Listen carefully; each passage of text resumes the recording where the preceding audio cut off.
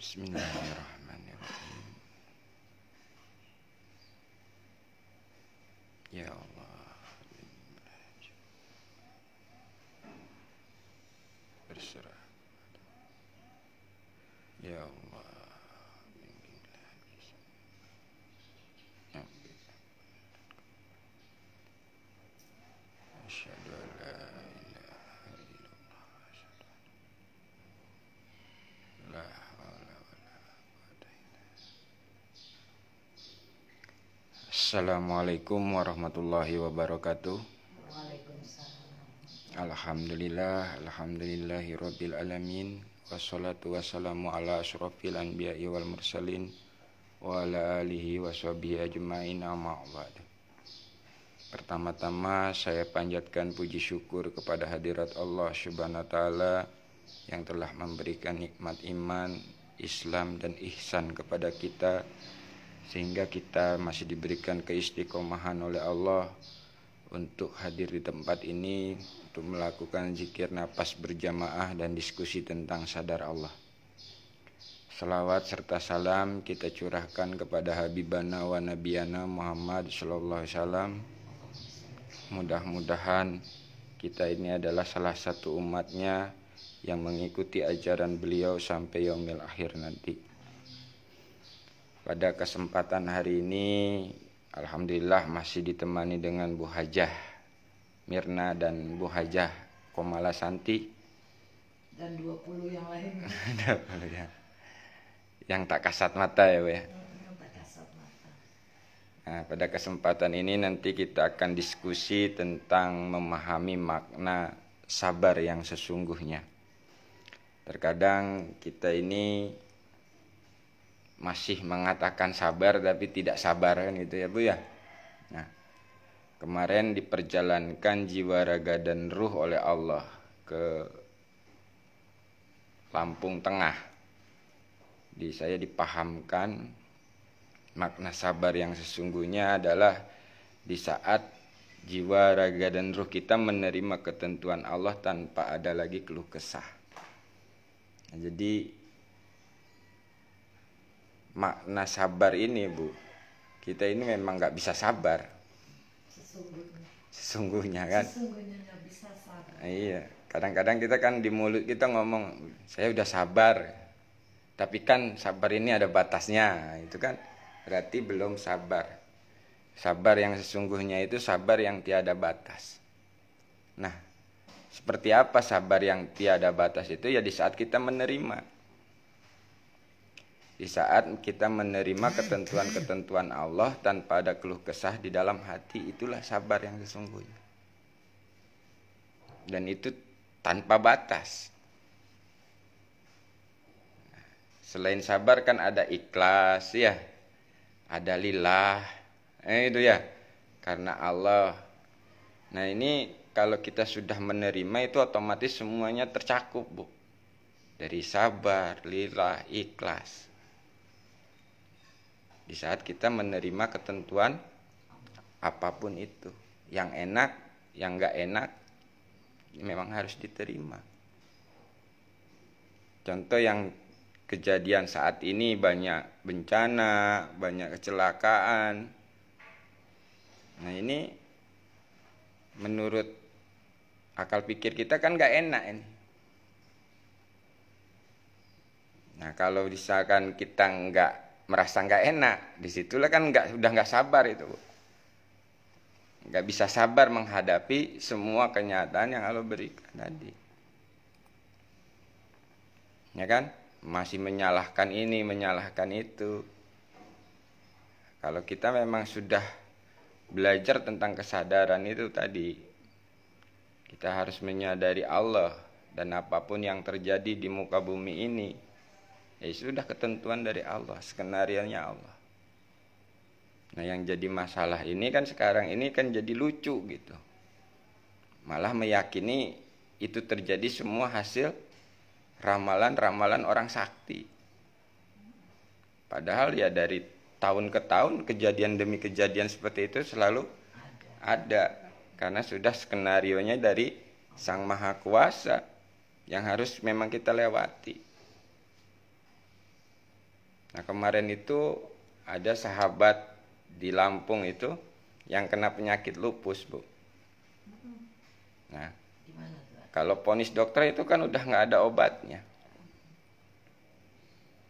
Nah ternyata di saat diajak berserah, menerima keadaannya, alhamdulillah banyak perubahan yang dia rasakan. Sehingga daya tahan tubuhnya meningkat lagi. Seminggu boleh. Iya, tadinya pada sakit, ya mulai sakit-sakitnya itu di saat sudah diterima itu mulai menghilang, Bu. Udah pasrah ya. Bagian Nah, sabar ya. itu. Kalau disuruh sabar-sabar doang, bingung, Bu. Ternyata kunci dari sabar itu ya menerima tadi. Di saat kita menerima ketentuan dari Allah, dikasih sakit, insya Allah di situ ada solusinya, ada obatnya. Karena Allah memberikan penyakit itu disertai obatnya atau kesembuhannya. Cuman kadang-kadang kita itu kan terkungkung dengan pikiran kita. Apalagi kalau sudah divonis nggak ada obatnya. Akhirnya apa? Bingung. Nah, tapi di saat begitu diajak untuk berserah kepada Allah dan menerima ketentuannya, disitulah solusi-solusi dari Allah diberikan. Padahal di terapinya cuma di terapi sujud, terapi air panas.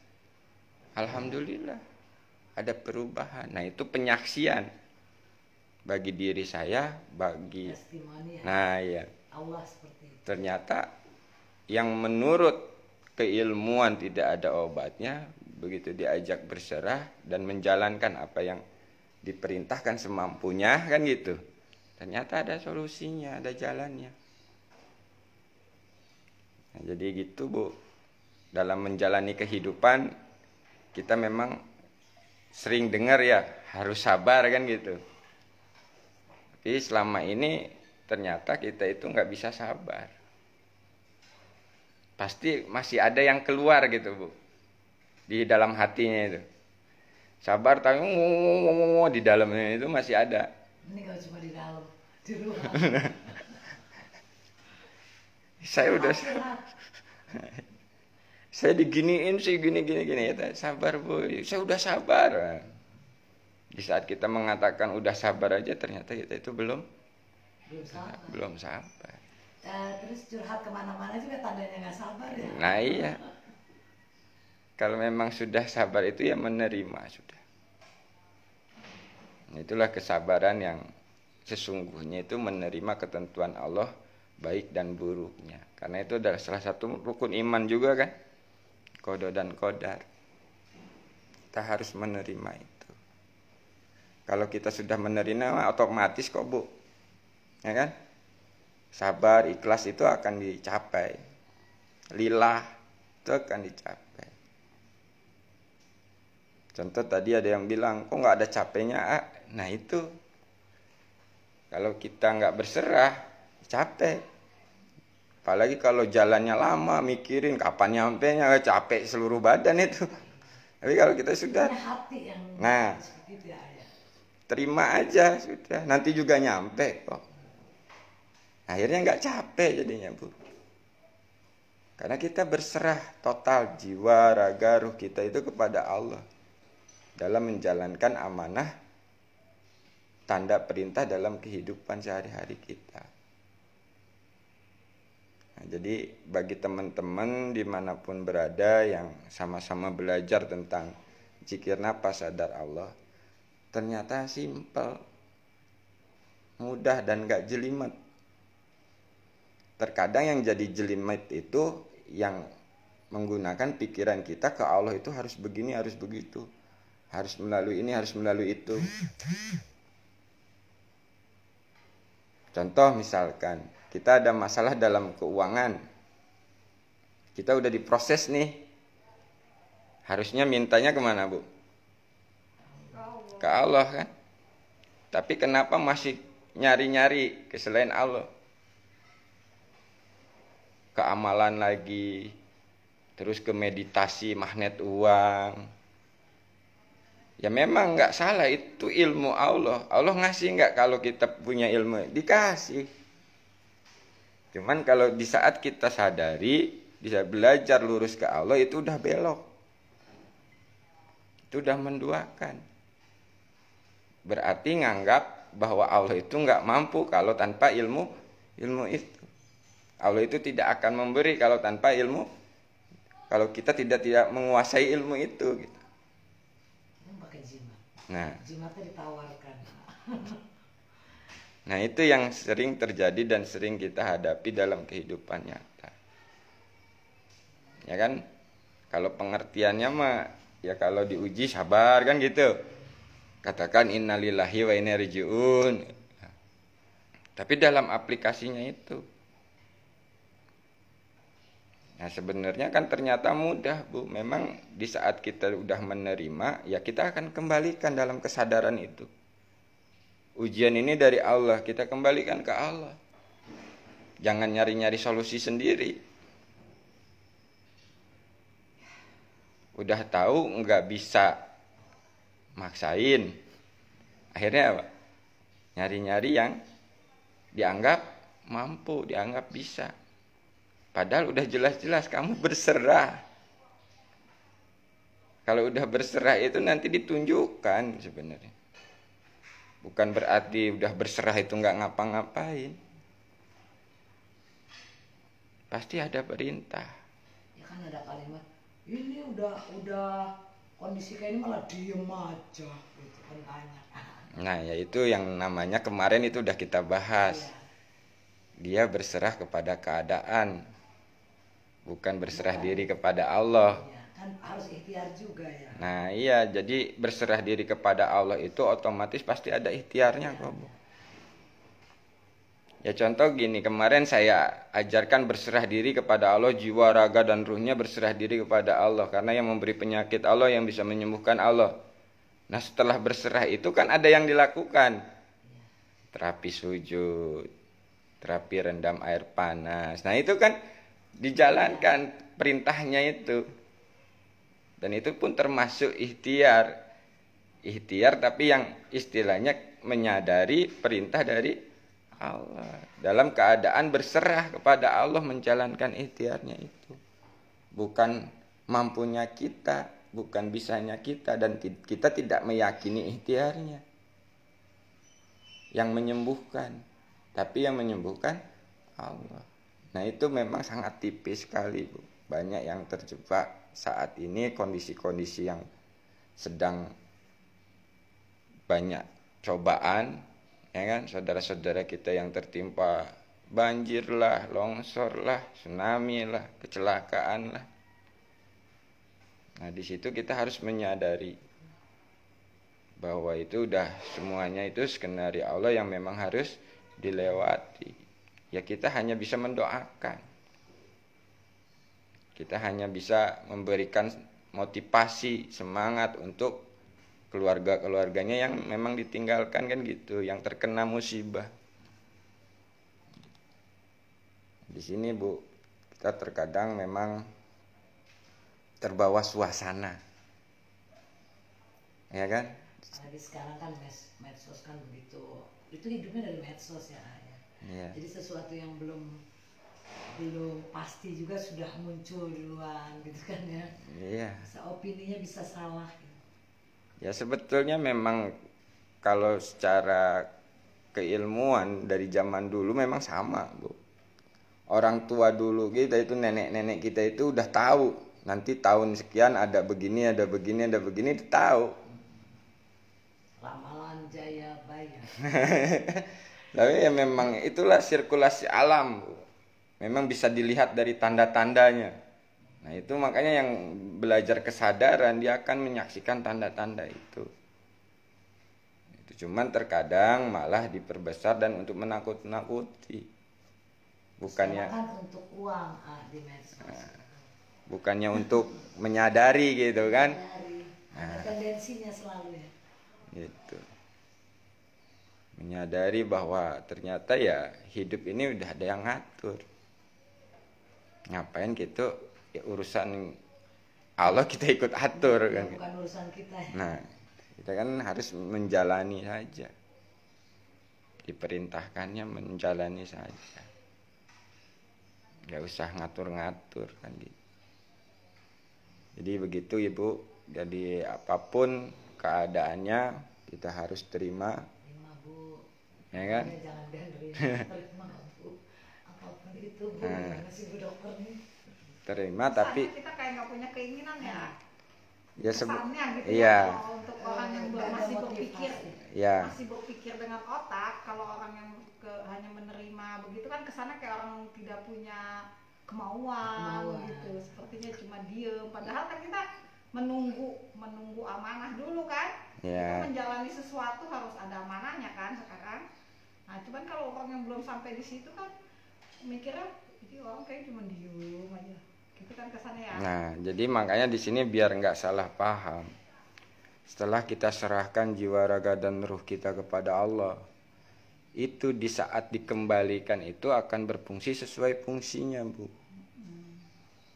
Jadi akal pikirnya sesuai fungsinya, keinginannya sesuai fungsinya. Nah, itu sehingga di situ yang disebut keinginan kita itu sesuai dengan keinginan Allah.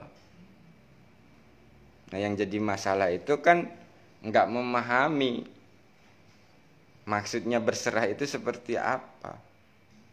Bukan berserah diam. Contoh gini, Bu dokter punya pikiran yang kalut, perasaan yang sedih misalkan kan gitu. Nah, itu diserahkan dulu. Serahkan ke Allah. Nanti begitu dikembalikan, itu pikirannya itu akan berfungsi sesuai fungsinya, nggak kalut lagi. Ya. Nah, gitu. Ikut resep melangkah. Nah, jadi itu nanti dibimbing. Allah itu bisa membimbing kita melalui akal pikir kita, perasaan kita di saat kita sudah berserah. Kalau udah berserah pasti diturunin formulanya gitu ya. Nah, sebetulnya kan itu yang diajarkan Rasulullah. Nah, kemarin yang dibahas sama Pak Pur itu tumaninah. Tumaninah. Nah, diam dulu. nah, gitu. Pasti itu berserah ya. Ya itu di saat diam itu kan harus menyadari Allah. Kita sadari ketidakmampuan kita, kita sadari ketidaktahuan kita, berserah. Diam sejenak, berpasrah, Nah, tumaninah ya. itu. Baru kita jalan. Ya ini yang saya alami lah. Kemarin itu saya nggak kenal, tahu-tahu ditelepon suruh datang, nyampe sono juga saya belum pernah ketemu orangnya kan gitu. Tapi dengan keberserahan tadi Bu, pada Allah yang mempertemukan Allah, akhirnya ya kayak keluarga sendiri aja, nggak ada canggung, nggak ada bingung, ya, biasa saja. Memang sudah harusnya saya dari sini. Nah, karena kesadaran kita itu menyadari Allahnya, bukan menyadari nah itu. Kalau orangnya kan kita belum kenal, canggung kan, mau ngapa-ngapain canggung, mau ini ngapa, pasti nggak betah kan kalau kita mikirnya yang nggak enak inilah, nggak enak itu, nah gitu. Tapi kalau menggunakan kesadaran yang berserah tadi itu, kita serahkan semuanya, ya kita menyaksikan, sebenarnya kita menyaksikan kekuasaan Allah, menyaksikan bagaimana Allah memberikan pemahaman-pemahaman. Nah, itu saya pun dipahamkan di situ. Oh, ternyata sesungguhnya yang sabar itu di saat menerima ketentuan Allah, tanpa ada keluh kesah lagi. Nah, di situ pun dipahamkan oleh Allah tentang makna hidupku, ibadahku, matiku hanya untuk Allah. Nah, hidup yang mana? Yang untuk Allah. Ternyata di saat hidup kita mengikuti kehendak Allah, itulah hidup untuk Allah. Nah, di saat ibadah kita itu sadar Allah, menyaksikan Allahnya, kan gitu. Sehingga disitulah ibadah kita untuk Allah. Dan suatu saat nanti saya mati, karena sudah menyadari kembali ke Allah, ya sudah. Nah gitu, matinya itu ya tuh. Emang udah tahu bakal mati. Nah gitu. Jadi kalau yang kita belum tahu kan selama ini orang takut mati. Ya kita, walaupun kita tahu dalam hati bahwa mati itu pasti datang, tapi di saat itu datang ya belum tahu juga ya. Kalau sekarang mah ya emang udah harus mati pasti mati. Nah itu sesuatu yang pasti, tapi kita nggak tahu kapan. Datangnya dengan cara apa ya. Nah tapi kalau kita sudah biasa berserah total jiwa, raga, dan ruh kita kepada Allah, sudah nggak bingung. Kayak saya kapan hari ya, anakku nggak ada di rumah, saya sendirian ke jam 3 pagi ya, badan belum normal, saya ya Allah, emang harus sekarang kau bawa saya, itu kan saya ngomong. Sedangkan saya nggak punya apa-apa, dalam artian bekal saya seapa kaya gitu. Tapi ya terserah kau ya Allah, itu kan badan udah rasanya udah belum lah. Saya tuh orangnya nggak pernah sakit kepala, ya kepala udah. Ya Allah, saya cuma apakah sekarang saya harus pergi di saat nggak ada orang itu. Dan emangnya kalau kita mau diambil nungguin orang banyak dulu, nungguin anak-anak kumpul dulu. Nah, iya itu Saya bener saat saya ngomong badan saya udah berlengar banget sendiri di jam 3 pagi itu saya sendirian di rumah ini. Ya Allah, memang sekarang ya saya waduh dalam saya emang nungguin orang banyak dulu, nungguin berkabar dulu, karena udah berlengar banget saat itu. Nah itu, ternyata kan lo belum waktunya mah belum. Iya belum. Apakah sekarang ya Allah di saat anak saya nggak ada, terus saya mikir ya emang kalau mati saya nungguin orang gitu. Jadi simpelnya, sesimpel-simpelnya gini Bu, kita belajar zikir nafas, ya kan, untuk menyadari Allah yang dekat. Kalau sudah benar-benar menyadari Allah yang dekat, ternyata kan dalam aplikasi itu kita nggak perlu hu Allah dulu. Allah aja ada tiap saat kan. Nah, kalau memang kesadarannya sudah menyadari selalu bersama Allah, apapun keadaannya dimanapun, sebenarnya kan di situ tinggal kita langsung diam sebentar, kan gitu, menyadari udah langsung komunikasi. Sudah tahu Allah ya. Nah gitu. Tanpa kita teriak-teriak Allah memang sudah Nah ada gitu. Nah itu kan kalau hu Allah itu di saat kita berlatih, ya. yang gitu.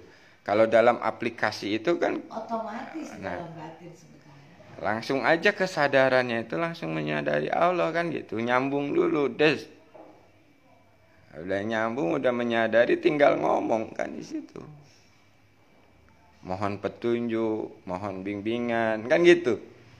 Contoh ya misalkan di saat kita dikasih masalah, itu jangan lari kemana-mana, udah diam, sadari Allah.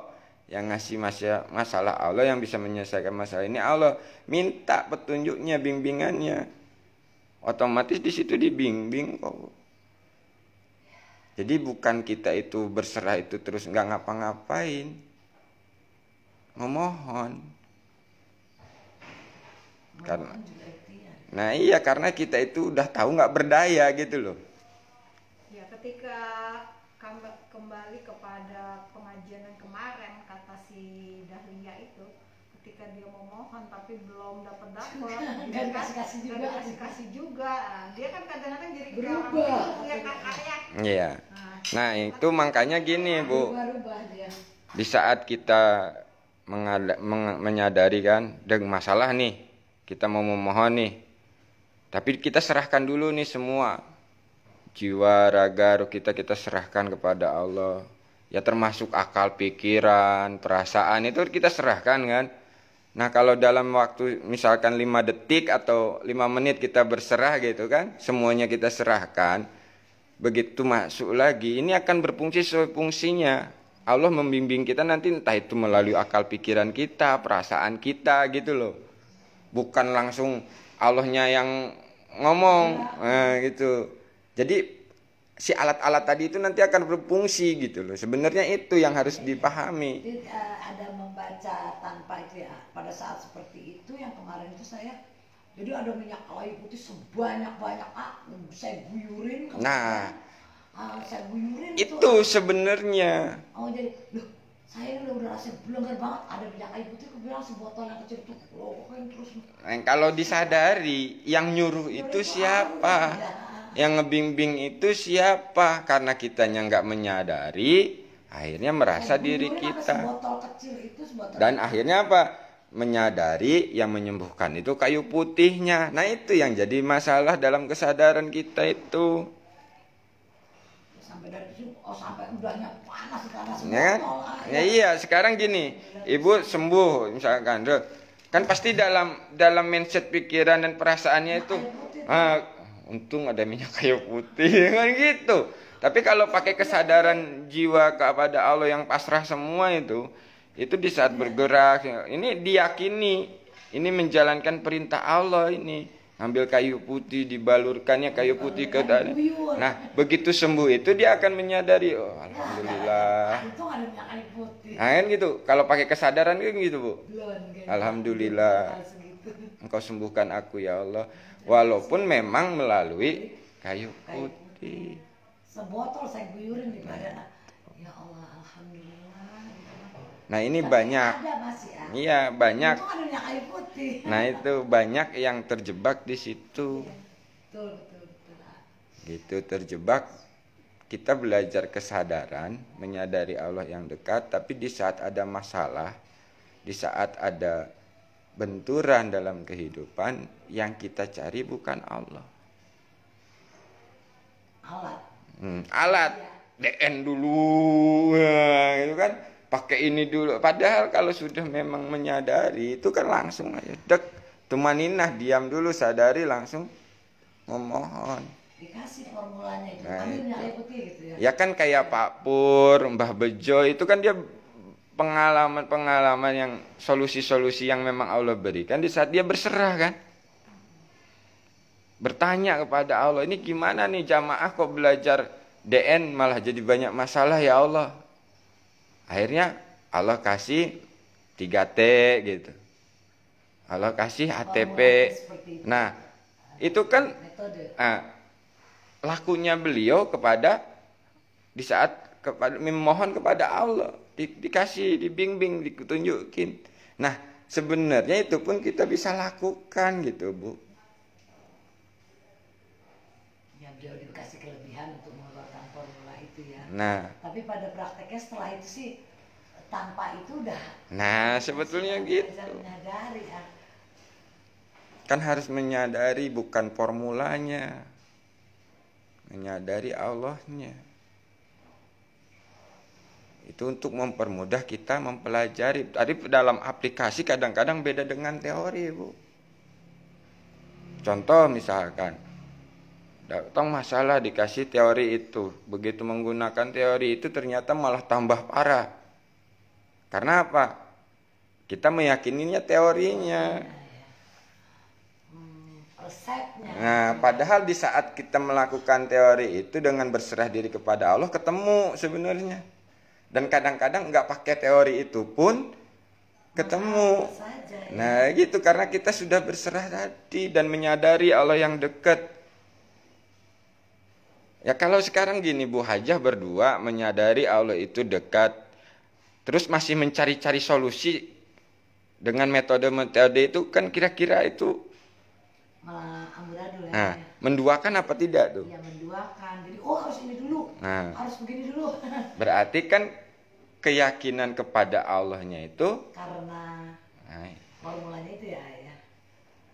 Berarti belum yakin kalau Allah dekat, belum yakin kalau Allah Maha Penolong, belum yakin kalau Allah Maha melindungi, Maha segalanya, kan itu Bu yang jadi masalah. Kita belajar bertahun-tahun tentang ketuhanan, terus udah memahami tapi tidak mau mengaplikasikan, di situ masalahnya. Akhirnya apa? Haus terus. Mencari Tuhan terus. Nah, contoh sekarang gini Bu. Satu pencari Tuhan. Contoh yang banyak yang terjadi. Yang ngasih rezeki siapa? Allah. Udah tahu kan? Iya, yang ngasih rezeki itu Allah. Tapi melalui medianya. Nah, kenapa kok datangnya kepada selain Allah? Masih menggunakan magnet rezeki, masih menggunakan reiki, masih menggunakan meditasi ini, meditasi itu, masih menggunakan sugesti, afirmasi. Nah, itu kan tanpa sadar kita itu mendua. Bukannya berserah ke Allah, udah tahu yang ngasih rezeki itu Allah, berserah ke Allah, mohon bimbingan Allah, kan itu yang seharusnya yang kita lakukan, bukan lari kepada selain Allah. Memang gak salah, itu ilmu dari Allah juga. Tapi sekarang ini kita itu belajar ke ilmu apa belajar ke Allah? Belajar berserah ke ilmu apa belajar berserah ke Allah? Padahal kalau sudah berserah ke Allah nanti pun dikasih ilmunya. Karena yang ngasih ilmu itu Allah. Nah kan intinya itu kan di sini banyak yang salah paham. Ya kan? Disuruh lurus masih tergoda.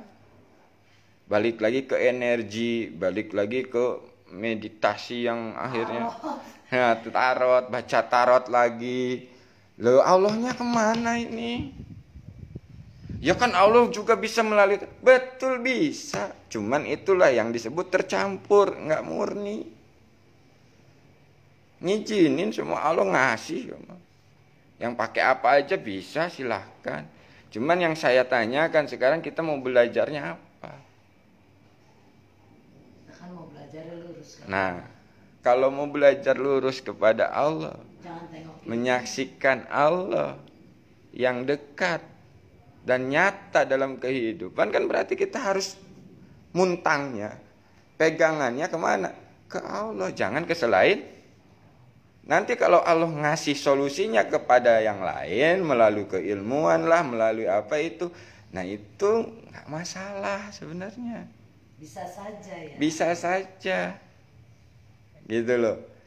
Kalau misalkan petunjuknya kamu lakukan ini, kamu lakukan itu, nah itu kan baru bisa. Ya yang kita contoh lah, Pak Pur itu ya kan, pembimbing kita. Di saat ada masalah kan minta petunjuk ke Allah dulu nih. Ya Allah ini gimana jamaah ini malah diuji gini-gini, merasa diuji gini-gini. Dapat 3T, disuruh melakukan 3T sama Allah tuh. Nah kamu coba pakai ini. Kamu terima, syukuri, yakini. Nah, ternyata kan itu memang benar. Kalau kita lakukannya lillah. Dikasih solusinya gitu. Entah itu ilhamnya melalui pikiran, perasaan, atau ujug-ujug langsung deng gitu ya. Paham aja jiwanya gitu. Itu terserah Allah gitu. Cuman kadang-kadang kita belum meyakini Allah itu seperti itu. Bisa nggak kita itu mengatakan orang-orang yang sudah berzikir dengan Begitu hebatnya. istiqomah, kemudian ternyata dalam pandangan orang ya, tanda petik ya, dia tidak ada kemajuan lah gitu katanya. Tapi kan yang tahu cuma diri dia sendiri, dia maju apa enggak. Nah sebetulnya itu tadi, kalau kita belajar ketuhanan itu bukan untuk menilai diri orang lain Atau dinilai ya. atau dinilai. Kita itu kan harus masuk ke dalam, mengenal diri dan mengenal yang menciptakan diri, kan gitu Bu. Ternyata lu Ya makin kalau egois. misalkan ada yang menilai seperti itu ya biarkan Bisa dia. saja. Ada lu makin egois aja namanya belajar gak ada yang gitu ya. Nah karena sekarang gini Bu, misalkan kita gini, masih terganggu dengan kondisi berarti kan kita belum merdeka. Yakin, ya. Belum apa? Belum merdeka jiwa kita itu. Masih terganggu dengan Iya. Pandangan orang, Nah. penilaian orang gitu ya. tapi memang itu akan dialami. Iya pasti ya. Kan Itu akan dilewati, dibilang kok kamu semakin jadi egois, kok kamu semakin sombong, kok kamu semakin nggak mau ngomong, kok beda kamu, kok ini. Nah itu kan karena apa? Itulah cara-cara setan, kan gitu Bu, untuk menggoda kita. Jadi forget it, asumsi orang ya. Maksudnya pendapat orang tentang kita kan yang tahu kita sendiri gitu ya. Iya, dan memang udah contohnya Bu, di saat kita belajar lurus, Nabi Muhammad aja dianggap gila. Bagi yang tidak memahami kan gitu. Nah, yang memahami ya memang udah dicontohkan begitu, harusnya ngomong ke Allah, minta petunjuknya ke Allah. Gitu loh. Terus kalau misalkan ada yang ngomong, masa Allah bisa diajak ngomong? Nah, ini kan ada kuasanya, ada alatnya yang di dalam diri kita ini. Makanya harus dikenali dulu. Fungsi jasad apa, fungsi jiwa apa, fungsi ruh apa, kan gitu. Kalau udah tahu fungsinya, ternyata itu kan ada alat yang memang diberikan oleh Allah untuk kita bisa komunikasi. Makanya di saat kita menyaksikan, itu kan jiwa sadar tuh menyaksikan. Jasad ini bergerak itu sebetulnya kan digerakkan oleh kuasanya Allah melalui ruh tadi. Aktiflah penglihatan, pendengaran, perasaan, bisa gerakan gitu Bu. Jantung ini bergerak, berdetak, pompa darah, segala macamnya yang ada di dalam diri kita ini. Nah itu kan kuasanya. Karena dititipkannya ruh itu tadi. Nah jiwa ini kan hanya menyaksikan kekuasaannya Allah. Nah kalau itu udah kita sadari semua, lalu kita berserah diri, jiwanya berserah, jasadnya berserah, ruhnya berserah, kira-kira ngikutin perintah siapa itu? Itu perintah Allah sudah. Makanya ya berserahlah jiwa, raga, ruh ini di saat menjalankan amanah tanda perintah itu. Ya ini kan kita baru belajar ya. Ya. Setahun juga mungkin belum ya. Belum. Kita belajar banyak dari kecil, pengajian apapun lah itulah, kita juga dalam kubu yang istilahnya para pencari Tuhan gitu ya. Walaupun sekarang karena ya itulah, karena mimpi tersebut itulah saya ketemu sama Pak Pur itu kan, saya kejar beliau itu kan. Ya kan kembali lagi setelah kita belajar Allah kan, saya menyadari banget memang Itu jalan Allah, saya harus ke situ gitu ya ayah. Cuman kan kembali lagi kita berzikir lagi, berserah lagi gitu kan. Tapi kan ya itulah yang tadi saya bilang, ada pandangan orang yang melihat saya jadi aneh lah, apalah seperti itu gitu. Kadang-kadang ya kita jadi ngerasa perasaan kita berbeda. udah connect deh, perasaan kita udah melakukan yang ini gitu, tapi kok masih seperti ini gitu loh, masih ada rasa-rasa gitu terus terang aja masih. Nah itu makanya jangan berhenti dirasa kan gitu. Tapi sadari proses itu harus dilewati. Dan lagi kan gini, Terjebak kita rasa. kembalinya kepada diri ya. Di saat orang lain belajar dulu nih ya, dulu kita tahu kita bukan mencari Tuhan, mungkin belum mencari Tuhan, karena agama Islam itu turunan buat saya ya, turun gitu jadi dilewati saja gitu kan, belum sampai kepada dasar inti seperti yang sekarang kan kita belajar kemurnian ya. Nah kemurnian itu ya. Jadi di saat mungkin saat itu yang kita belum belajar, saya sebagai muslim warisan gitu ya, yang lahir sudah menjadi muslim, kita di saat orang lain lebih berpuluh tahun lalu orang belajar zikir seperti ini gitu, selama itu tidak menurut pemikiran saya atau orang-orang pun seperti itu, wah ini menyimpang nih gitu kan, oh ini dia menyimpang nih gitu kan, belajar seperti apa-apaan gitu. Mungkin kita juga seperti itu saat itu. Jadi di saat kalau sekarang ada orang berimis bahkan langsung menghujat, buat saya nggak aneh gitu, karena kita juga begitu kan dulu gitu kan. Iya makanya gini Bu, kan ada keterangan mengenal Allah itu tidak bisa kita capai dengan metode, kita tidak capai dengan ilmu, kita tidak bisa capai dengan ini dan itulah Cara. Nah ternyata kan tercapainya kita bisa mendekat ke Allah, menyaksikan Allah yang dekat, di saat itu kita berserah kan. Di saat berserah dibimbing kan Allah yang memperkenalkan kan, bukan kita yang mampu mengenal. Bisa-bisanya ya. Di saat berserah baru dikenalkan nih, gini loh, ini kamu saksikan nih, ini kamu ini nih. Dan awal-awal dulu saya pun punya pemahaman itu yang disaksikan Allahnya, sedangkan Allah itu laisa kamitslihi syai'un kan gitu. Iya, betul. Jadi, yang hadir di dalam hati itu Allahnya bentuknya ya, wujudnya di dalam hayal ya. Nah, ada yang bilang kalau Allah hadir di dalam tubuh kamu hancur lah, gunung aja meletus. Gitu. Dan ternyata kan disitulah baru kesadaran ini dipahamkan oleh Allah. Jadi yang ada di dalam diri kita, di luar diri kita, yang meliputi itu kan semuanya kekuasaannya. Bisa apa kita ya? Nah kalau itu. Menyadari ya. Nah. Bisa nggak dibilang kalau kita masih sampai situ-situ aja gitu loh. Misalnya kelihatannya kan nggak bertambah gitu ya, nggak bertambah lah mungkin dalam pikiran kita pun atau nggak usah dalam peduli semuanya dalam badan kita. seperti itu ya. Penilaian orang lain maksudnya. Bukan, Iya. minimal kan kita juga namanya di orang bicara ya kan pasti kita Melawan. merenung gitu ya. Apa benar ya kita ini tidak berubah? Apa benar ya kita ini begini-begini aja gitu kan? Iya. Nah itu Bagaimana? Apa harus maksudnya Biar sebenarnya nggak saja. apa-apa ya. Ya nggak apa-apa. Nggak, kadang-kadang kita ngerasa gini loh. Apakah benar ya? Iya, Saya kembali kepada rasa ya. Ketika kita bilang kadang-kadang kita ngerasa begini ya, kembali kepada Nah iya, sebenarnya memang saya udah bilang, rasa. di saat kesadaran kita gunakan itu bukan nggak ada rasa, ada rasa. Cuma kita Tapi sendiri tidak yang terjebak dalam rasa, karena menyadari yang memberi rasa itu Allah.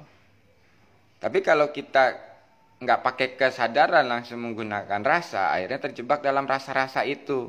Rasa nggak enak, rasa jenuh, rasa monoton, rasa ya cuman gitu-gitu doang, rasa cuman kok tiap malam, tiap minggu cuman hu Allah doang, nah gitu kan. ini mah bukan ininya, bukan Enggak, iya ini yang terjadi gitu, Bu.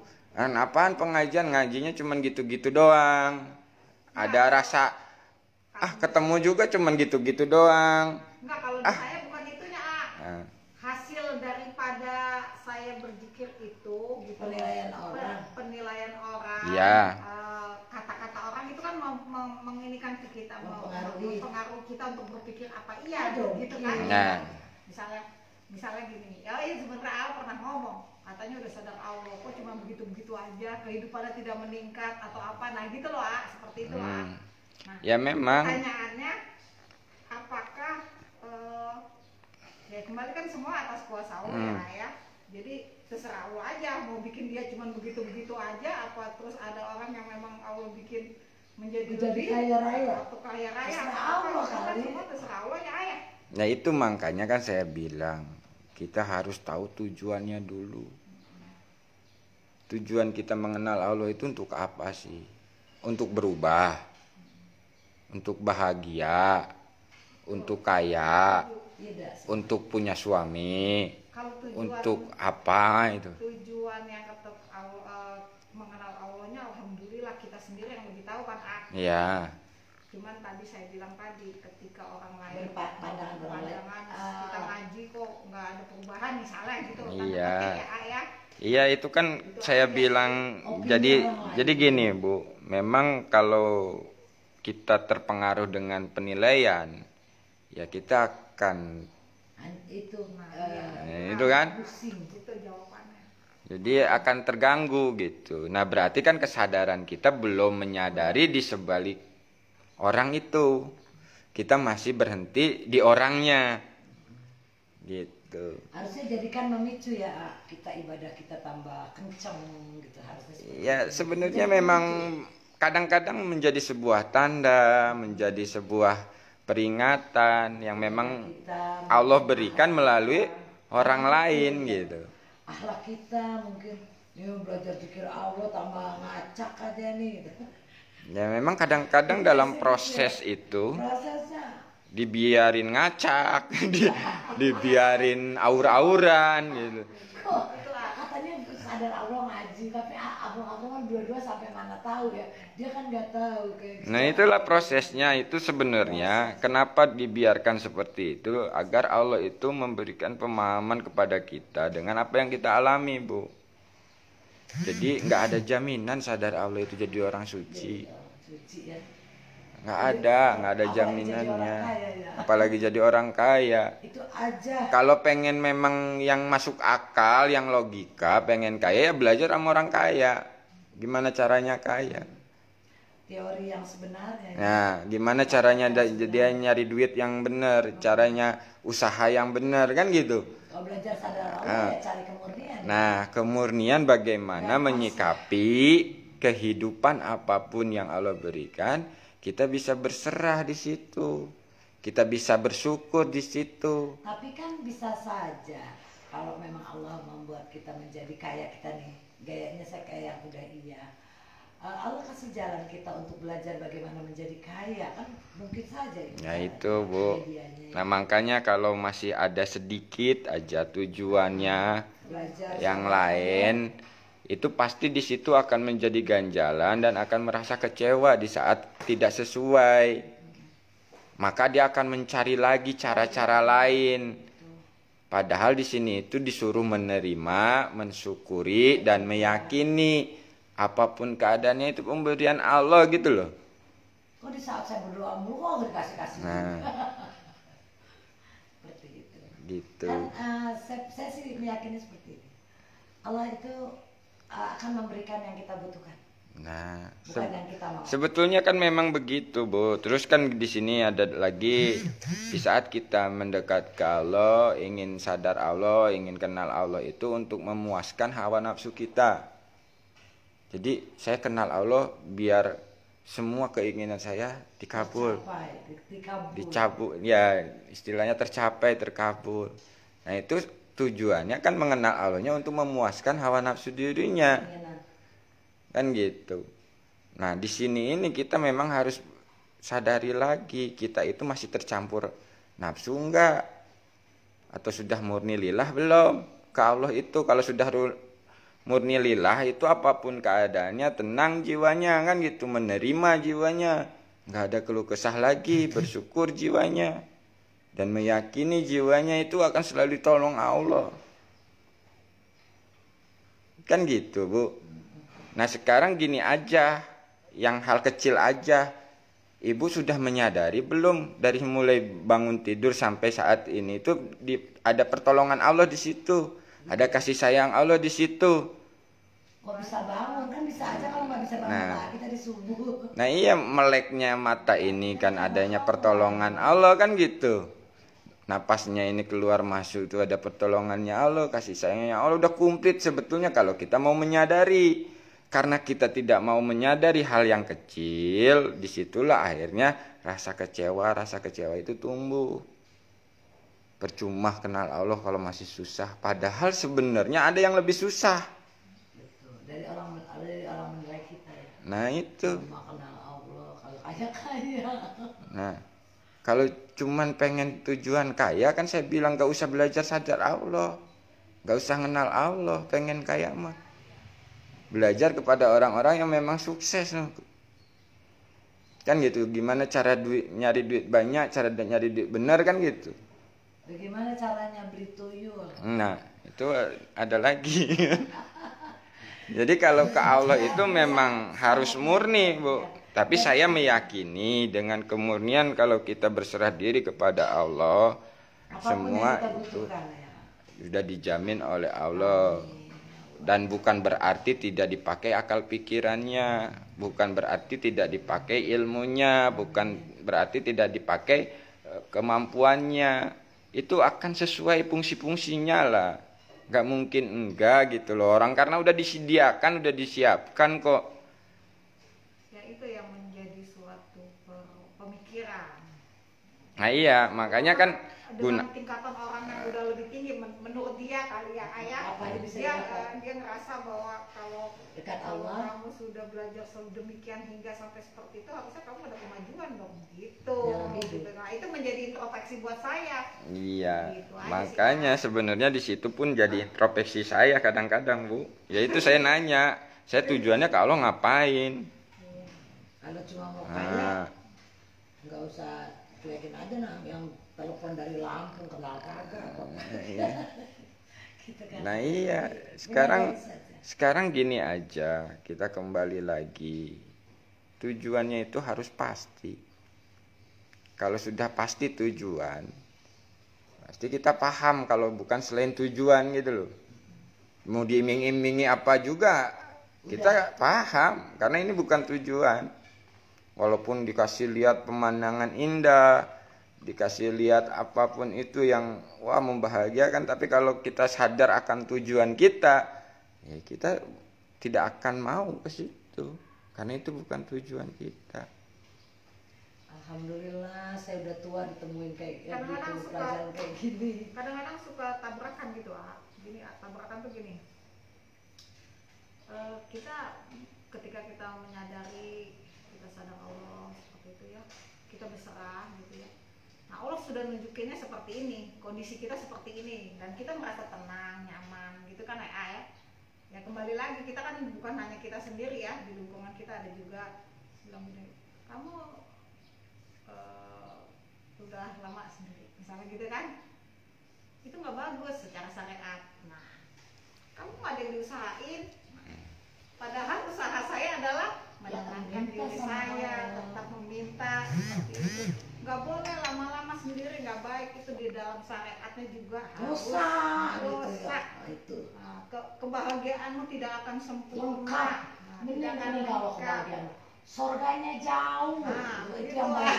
Nah, sekarang kan pertanyaannya balik pertanyaannya gini, ibu mau ngikutin orang itu apa mau ngikutin Allah? Bukan masalah orang itu, dia mengeluarkan ayat-ayat, dan ayat-ayat itu kan dari Allah. Nah, jadi Nah, sekarang gini saya tanya, Bu, makanya harus jelas paham. Ayat-ayat Allah itu Allah bukan? Bukan. Ya Allah yang menciptakan. Ya berarti bukan Allah kan? Nah, jadi di saat kita meyakini ayat pun itu menduakan. Subhanallah, sampai seperti itu ya. Tipis, Bu. Dengan kemurnian. Makanya kita harus makanya orang yang sudah benar-benar mengenal Tuhannya, dia akan bisa membedakan ini dari Tuhan, ini bukan. Maksudnya bukan itu masih tercampur gitu. Di saat meyakini ayatnya, di saat meyakini metodenya, itu udah tercampur itu, belum murni. Tapi di saat kita memohon kepada Allah, ya Allah aku mohon petunjukmu melalui ayat-ayatmu, melalui Al-Quran. Terus kita baca. Nah kesadaran kita itu udah berserah dulu kepada Allah tadi, sehingga menjalankannya itu sesuai dengan perintah Allah tadi. Jadi tidak meyakini ayatnya, tapi meyakini Allahnya yang memberi petunjuk melalui ayatnya, gitu loh Bu. Ya kayak kasus kita yang tadi kau bilang itu.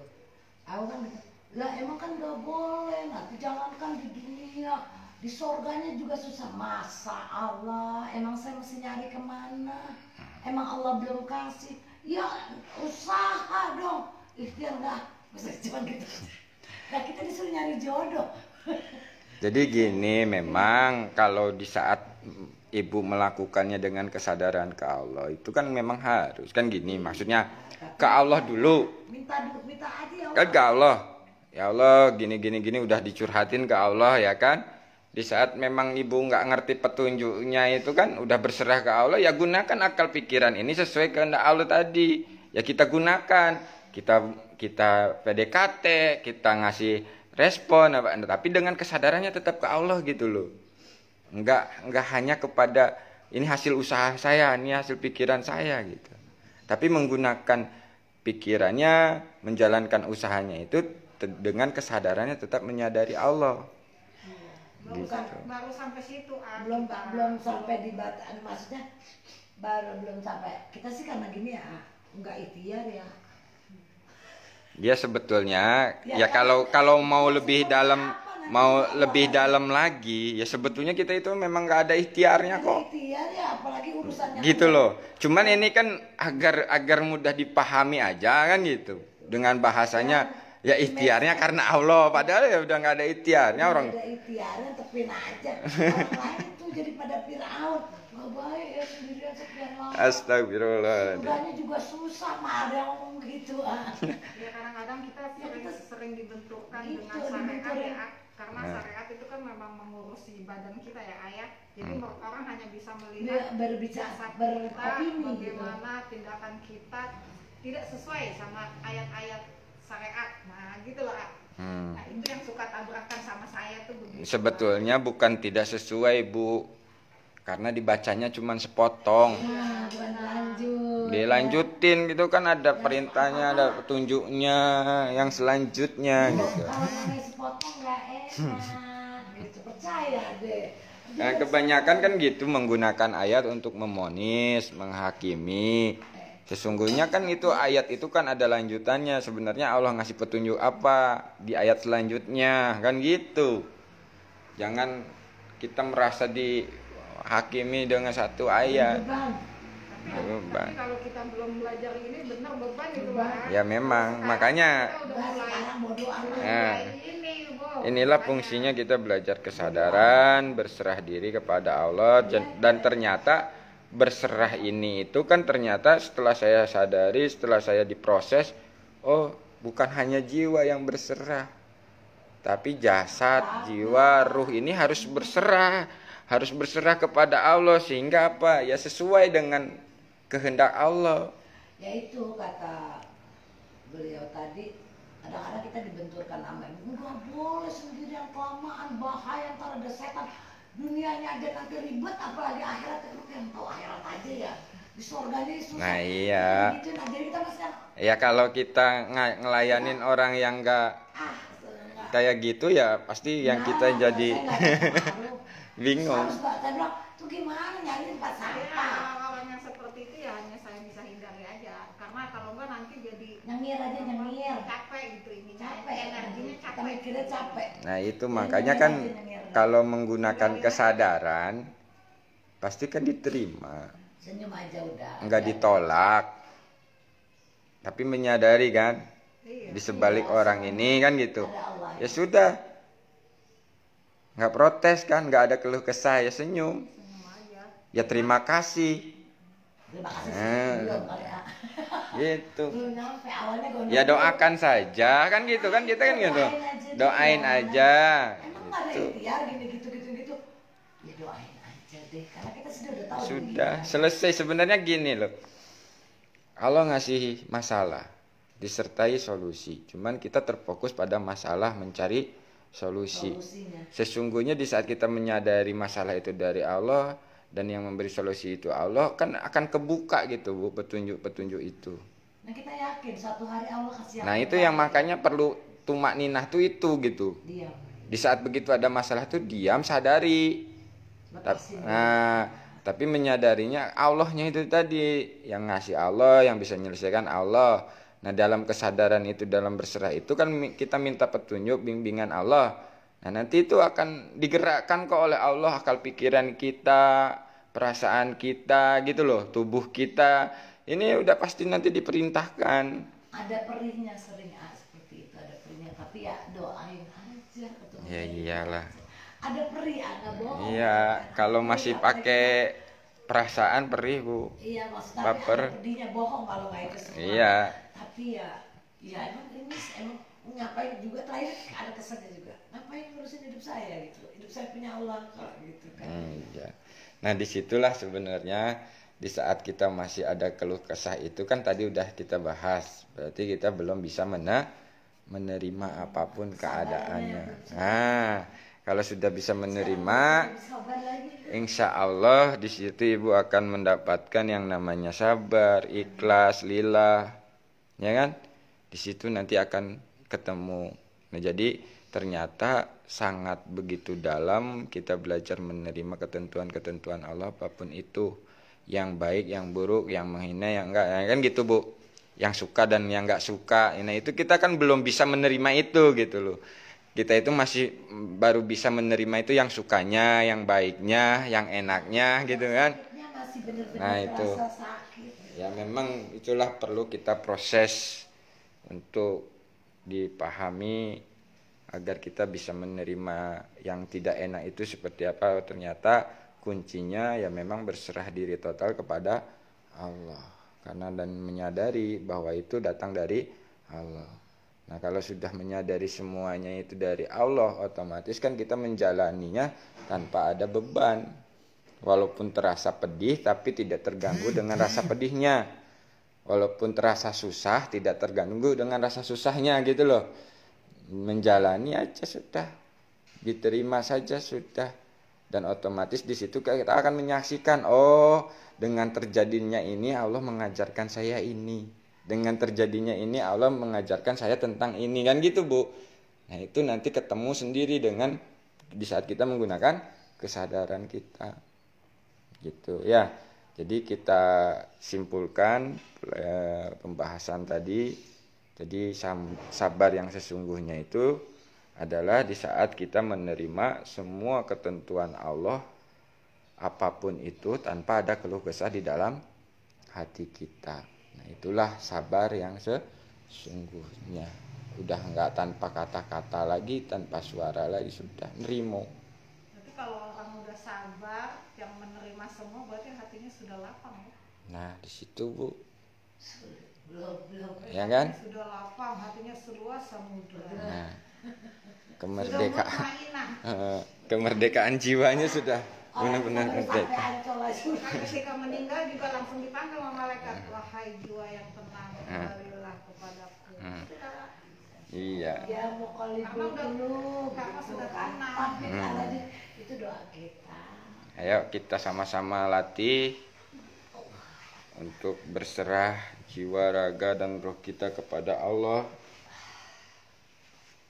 dengan metode zikir nafas sadar Allah ini.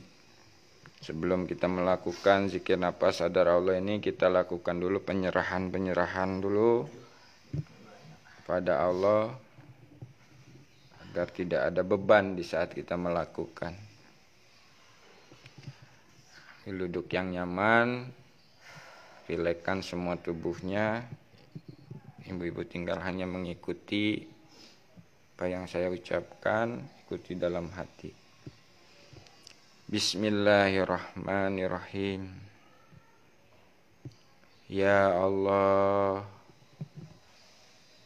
kuserahkan jiwa dan ragaku ini ya Allah. Ya Allah, kuserahkan keluarga dan anak-anakku ini ya Allah. Ya Allah, kuserahkan jabatan-jabatanku ini ya Allah. Ya Allah, kuserahkan harta-hartaku ini ya Allah. Ya Allah, kuserahkan ilmu-ilmuku ini ya Allah. Ya Allah, kuserahkan guru-guruku ini ya Allah. Ya Allah, kuserahkan semua pemahaman-pemahamanku ini ya Allah. Ya Allah, kuserahkan semua permasalahan dalam hidupku ini ya Allah. Ya Allah, kuserahkan segala penyakit yang ada di dalam jiwa dan ragaku ini. Kita serahkan semua kembali kepada Allah. Tidak ada lagi rasa memiliki di dalam hati kita. Inna lillahi wa inna ilaihi raji'un. Awal dari Allah, kita kembalikan kepada Allah. Sampai benar-benar diri kita, jiwa kita ini menyadari tidak punya apa-apa, tidak bisa apa-apa, tidak tahu apa-apa di hadapan Allah.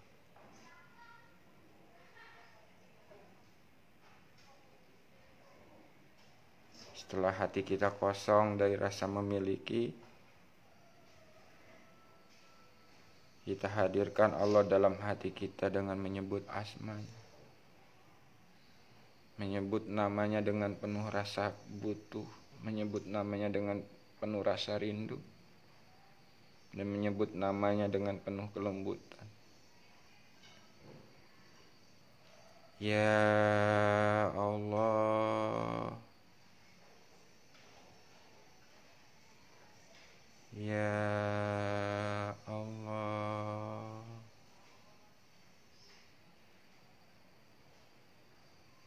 ya Allah, ya Allah. Selama ini aku jauh darimu ya Allah. Bimbinglah jiwa raga ini kembali kepadamu ya Allah. Sambutlah jiwa raga ini ya Allah. Ya Allah,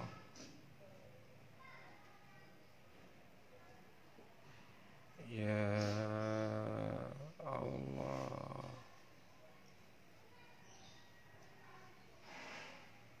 ya Allah,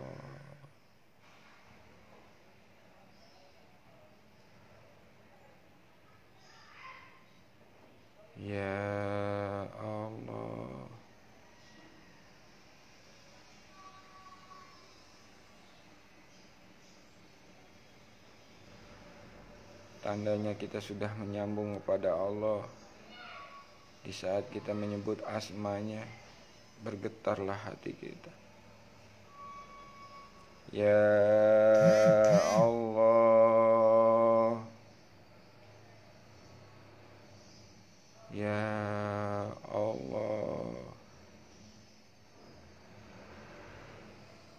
ya Allah.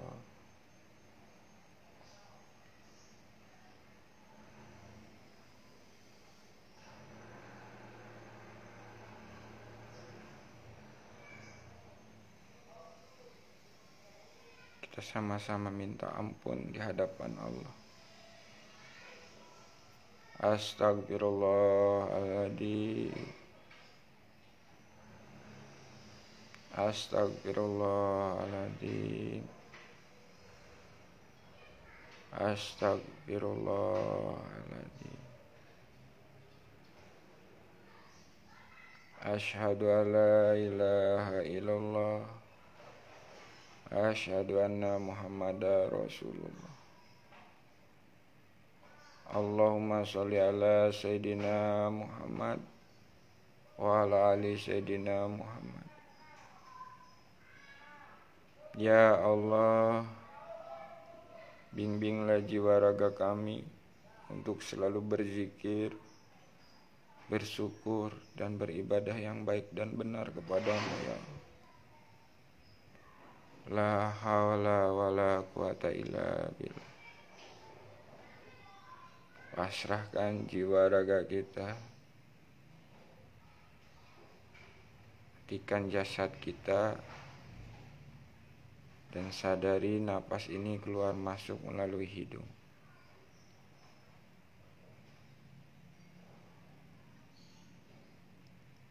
Sadari pikiran kita, sadari perasaan kita, sadari tubuh kita.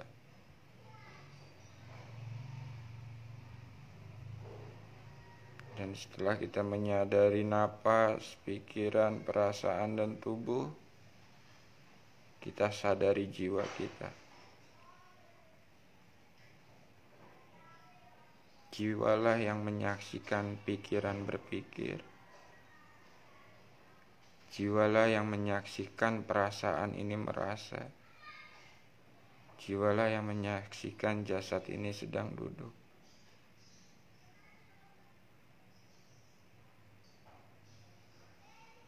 Setelah kita menyadari jiwa kita, kita luaskan kesadaran jiwa kita. Menyadari ruangan yang ada di sini.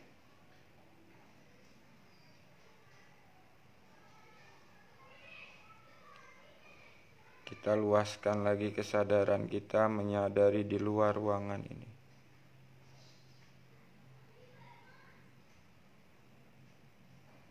Kita luaskan lagi kesadaran kita menyadari alam semesta. Menyadari bintang-bintang, galaksi-galaksi.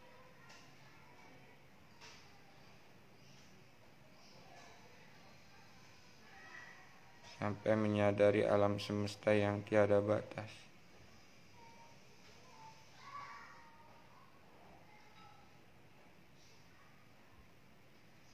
Dan kita luaskan lagi kesadaran jiwa kita menyadari Allah di sebalik alam semesta. Allahnya yang mana laisa kamitslihi syai'un. Tidak bisa diserupakan dengan apapun. Dudukan kesadaran jiwanya menyadari Allah. Hatinya berzikir kepada Allah mengikuti napas yang keluar masuk.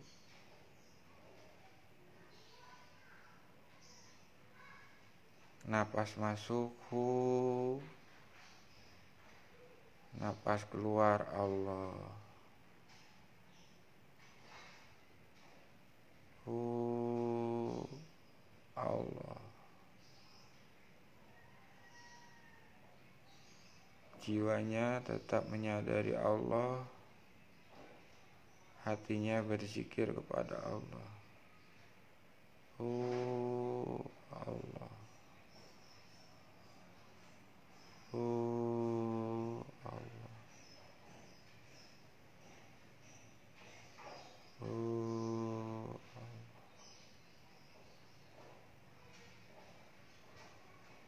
kita luaskan lagi kesadaran jiwa kita di saat zikirhu, kesadarannya semakin mendekat kepada Allah.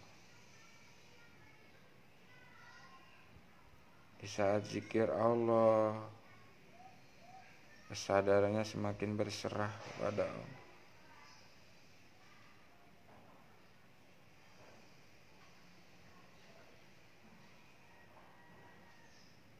Di saat hati ini zikirhu, kesadaran jiwanya semakin mendekat kepada Allah. Di saat hati ini zikir Allah, kesadaran jiwanya semakin berserah di hadapan Allah. Mendekat, Allah berserah. Mendekat, Allah berserah. Dalam berserah itulah kita serahkan semua kembali kepada Allah, sampai tidak ada apa-apa lagi, masuk ke alam ketiadaan. Allah. Allah.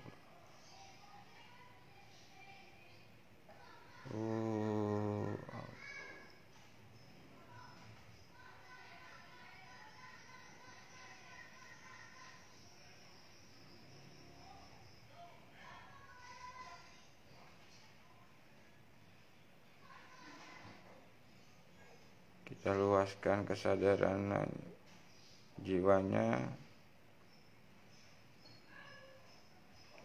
di saat zikirhu, kesadaran jiwanya menyadari yang ada hanya Allah. Di saat zikir Allah, kesadaran jiwanya menyadari yang ada hanya kekuatan Allah. Yang ada hanya Allah, Allah yang ada hanya kekuatan Allah.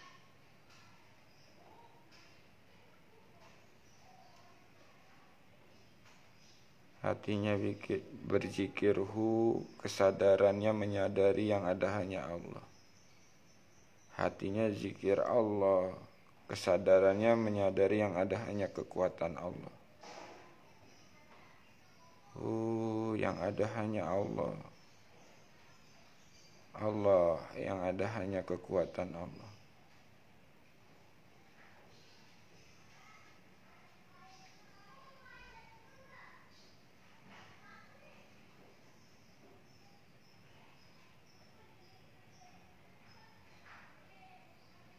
Baik, sekarang kita luaskan lagi kesadarannya masuk ke wilayah Sibghatullah,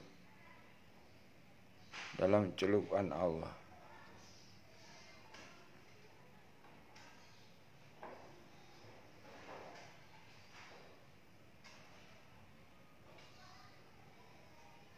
Jiwanya masuk ke dalam celupan Allah, hatinya tetap berzikir Allah.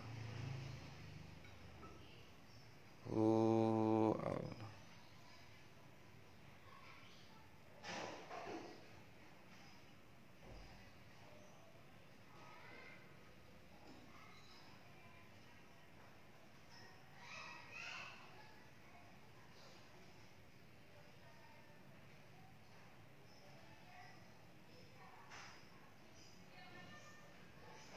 Pertahankan kesadaran jiwanya dalam Sibghatullah, hatinya tetap berzikir kepada Allah. Allah.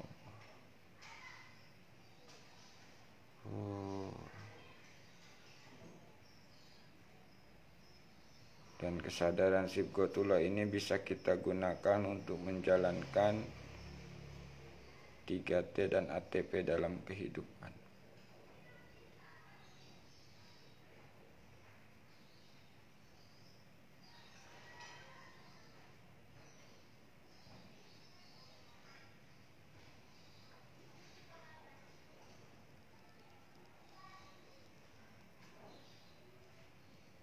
Baik, saya akan akhiri latihan hari ini, dan saya akhiri siaran langsung ini. Mohon maaf apabila ada kesalahan.